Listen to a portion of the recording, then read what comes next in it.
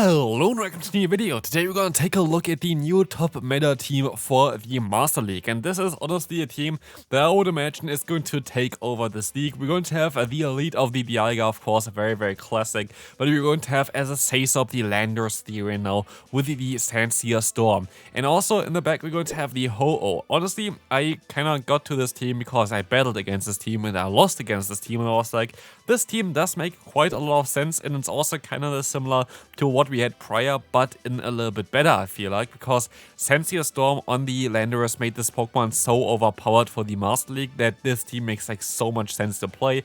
I would recommend you to go for a normal Ho-Oh, though. I have the Shadow Ho-Oh because it's the only Ho-Oh that I have built, but again, this team does make a lot of sense on paper. It's kind of like the Ho-Oh Double Dragon line, but just reversed, and now as a say-stop, having the Landorus is just so strong. Especially now here we're going to encounter another Landorus. The cool thing here about Shadow Ho-Oh though, which I have to say, which actually came in clutch quite often today, is that the fast move damage is just so crazy increased that you can deal so much damage against so many Pokemon. This is just the Sancia Storm as well. We can swap out, farm them down, and also this should be already it for the game. They have a Mamoswine, they have an Iron Head, and this Iron Head is going to knock out the Mamoswine. So good first game here. Let's move on to the second one. Next opponent, we're going to have here Kyogre in the lead, and this is exactly what you kind of want to have and kind of have to have as well. Like, you kind of want to bait out a Kyogre with a safe swap of the Landorus. You have to keep your Dialga alive. Dialga cannot go low with this team, but even if you're going to encounter Dialga in the lead, I would recommend you to swap out into your Landorus, because you have another answer in the back with the Ho-Oh, and this is going to be still kind of fine for you. He was able to get a shield, which I'm going to give the opponent as well here, as they're going to go for the Draco Media. They cannot realign, but I can get a ton of energy, which is going to help us out against the Kyogre as well, because I can go for the Stone Edge. Stone Edge is doing more damage than the Sancia Storm as far as I know, so this is going to be a little bit better in this scenario. The opponent has a Zygarde in the back, and so I decide to stay in for a little bit. I can go for a charge move, pretending that this would be a Draco Media, and it is not, of course, as the opponent is deciding to still use a shield here. I can swap out, and now they are forced to go for Crunch. Before, against the Dialga, they could have went for the Stab Earthquake to knock me out, but now Crunch is the only thing that they can go for, and this is going to be great for us, because Crunch is not going to do a ton of damage against us, even though we're Shadow. Even though we're going to get the defense drop here, it does not really matter, as the Brave Bird is coming through, is going to do so much damage against them, actually going to take the knockout, and we can even knock out the opponent's Kyogre here, which is going to be amazing for us, and so we can win this game. Next opponent coming up, well, let's take a look at them. They're going to have a Solgaleo in the lead. We have to swap out here basically immediately, which is not really ideal, and they completely hardwall me. Like, there's not a lot that I can do about it. Kyogre is coming in here. I can go for the Sancia Storm and actually get the shield, which is kind of still giving me at least some hope for this matchup, but it's still looking really bad for us. I don't know why they used the shield immediately, but at the end of the day, I don't think it was a bad play by the opponent either, because they know that Dialga is still going to have to go for a charge move eventually, so we cannot fully farm them down here. They're going to go for the Origin Pulse, which is totally okay for me. I can still go for the Iron Head, which is going to be resisted, but I can still hopefully get the knockout here, and I can still basically build up to another Iron Head, because now I kind of want to swap out into my Ho-Oh, hope that there's something weak in the back. It's fairly unlikely. It's very likely something like a Zygarde in the back here, which can be a little bit tricky for this one. It is going to be the Zygarde. What I should do here now is I should go for the Sacred Fire, but I decided to go for the Brave Bird next, which is going to be really silly by me, because as you're going to see here, this is actually something that the opponent wants to shield up, and if the opponent is going to shield this one up, it would have been so much better if we went for the Sacred Fire, because he would have been able to still survive some moves here, and we might have been able to put them into range where Iron Head would be already enough to knock them out. I like this. I'm forced to let their moves go through, and it's basically game over already at this point. I'm still trying my best here to come back from this one, but it's basically impossible, as they can still go for another Crunch very likely, but they actually also can swap out into their Solgaleo, allowing me to still at least go for a Draco Media, which is going to hit them for a lot of damage, but it does not really matter, as they can farm me down. Next opponent, we're going to have a Mewtwo in the lead. This is going to be great for us. We can stay in for a little bit, but the opponent swaps out into a Gyarados. Gyarados is actually a Pokemon that I kind of would like to take a look at as well eventually, because this Pokemon seems to have a lot of play in the current meta, because of like something like the Zygarde, or something like the what's called the Landorus here, where you're going to have super effective damage. You're also going to be able to resist the fast move of Solgaleo, so this can actually act kind of as a breaker for most of the current meta course in the Open Master League, but definitely interesting, a low-budget Pokemon to play. Maybe kind of want to make a video about this. Well, if you want to see a video about this, feel free to leave a like on this video as well and let me know in the comment section so I know if there's interest in a video about Gyarados in the Open Master League. But as you're going to see here, the opponent is going to go into their own Landorus, allowing me to swap into mine, which is kind of great. My Landorus has pretty bad IVs. I'm fairly certain the opponent's Dialgas usually get a breakpoint against me because every time I battle against other people's Landorus, like they're so much bulkier and I feel like mine is kind of trashy. So definitely try to get a really good Landorus as well for the Master League. It is so worth it. This Pokemon is, in my opinion, one of the best Pokemon to get right now that is actually a normal legendary that does not require 10 million XL candy from, yeah, rare XL candies basically. So here we're going to see that we can still get a debuff onto the opponent's Mewtwo, allowing us to swap out into our Ho-Oh, and the opponent swaps into their Gyarados, and with this game is over. I can go for a Brave Bird or whatever, but the opponent decides to forfeit anyway. Great lead for us. The opponent swaps out into their Everlock, and Everlock is going to be a little bit of a trickier Pokemon to play for us, so we're kind of going to be forced to stay in here. We can still play around it though, and let's take a look at this. We can still go for the Iron Head against the opponent here, which is going to force a shield from them. We are kind of still getting a little bit lower, which is not really ideal as we're going to still have to deal with the opponent's Dragonite, but I might be able to now swap out into my Landorus and just outspeed them because I should.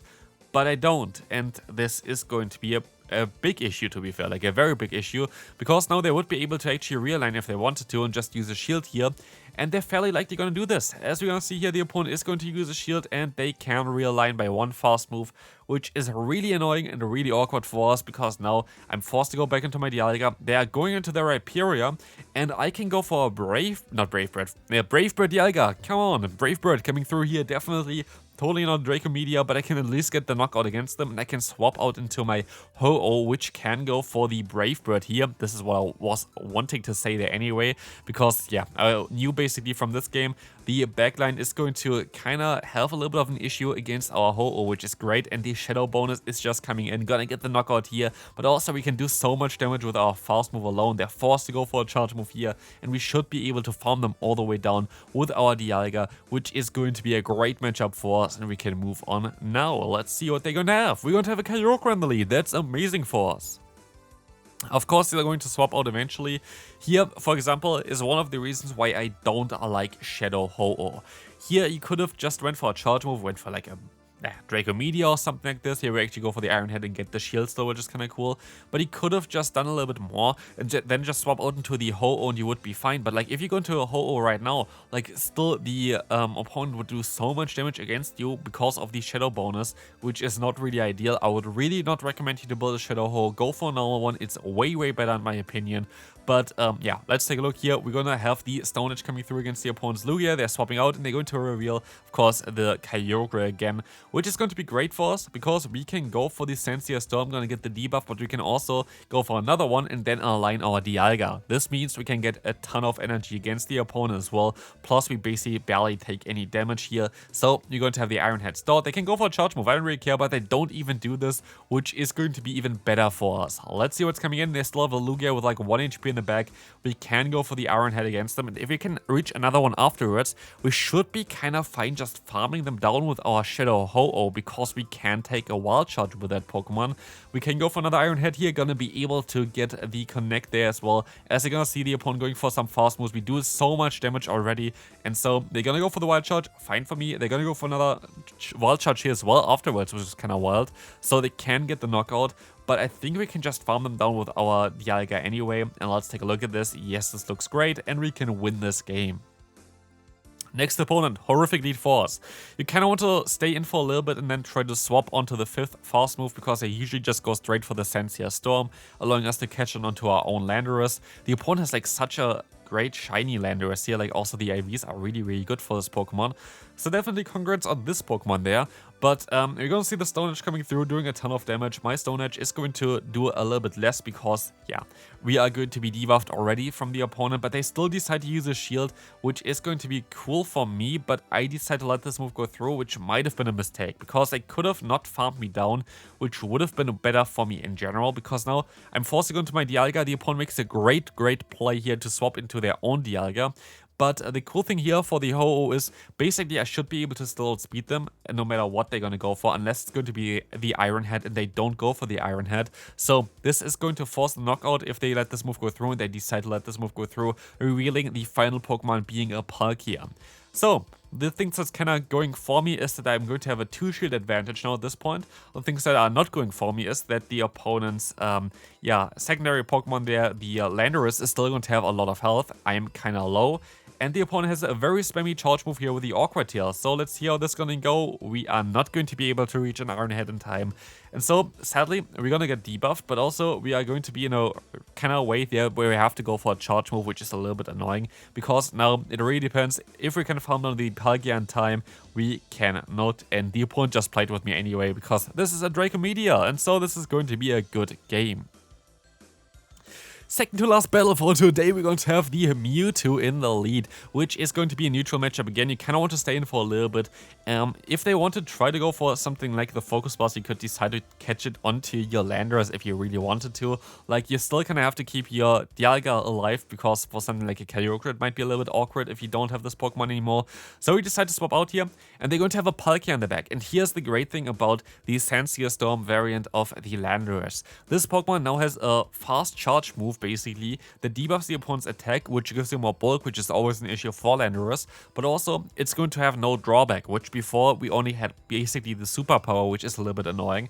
But here we have a way more spam, and we also have now the option to farm them all the way down, which is really great for me, as now I will get the realignment, which is really important. But also, I can still try to reach another charge move here against the opponent's Mewtwo, and this kind of leaves them that they have to, let this move go through. I can still catch a move here, which is kind of unnecessary, but I can still at least keep my Pokemon alive to see what they have in the back. It's going to be the Zygarde, which is going to be a little bit of an annoying matchup, and this was in general a very annoying matchup for me. Because, basically, I feel like I kind of want to blame this game on me being insanely tired because I had like 4 hours of sleep while I'm recording this video, and also Battle the games here was after the Decidueye raid day, basically. And yeah, staying up always for like 3-4 a.m. in the morning just to do a video early on for the raid day Pokemon is just really going on it. And yeah, here for me, I'm insanely tired right now while commentating as well. But the opponent, I actually was waiting there as well, but I still threw the game for completely no reason. I would have been able to most likely win if I just, did not go for the charge move there. I knew that the opponent would swap out there, but I just didn't really act on it, which is kind of silly by me. Definitely something that, like, here's the thing, like, I definitely recognize when the opponent just outplay me and, like, it was, like, so crazy or whatever, but I knew he would swap out. I saw him waiting, and I still went for the charge move because I just literally didn't really have the brain for it that day, which is just, like, I don't know, like, it is just always so silly because I know what is happening, I know how to prevent it, and I still go straight for it, not caring about anything.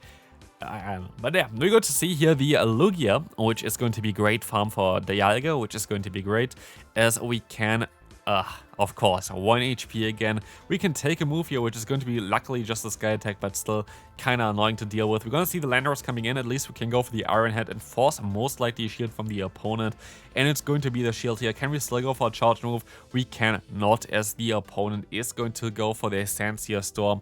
But maybe, just maybe, I can catch a move onto my Ho-Oh. That would be kind of nice, right? So, let's see if we can do this. We're going to be able to swap out, and yeah, okay, maybe we didn't catch a move onto the Ho-Oh, but we're still going to be able to farm down the opponent. Here is where Shadow Ho-Oh actually comes in clutch. We have the Dialga coming in, and unlike a normal Ho-Oh, Shadow Ho-Oh actually going to be able to put them into farm down range directly before they can go for any charge move, and so we can win this game here with a big boom from the Ho-Oh. So thanks all for watching, hope you enjoyed this video. If you did, feel free to leave a like, subscribe if you haven't already, and I'll see you then. Bye bye.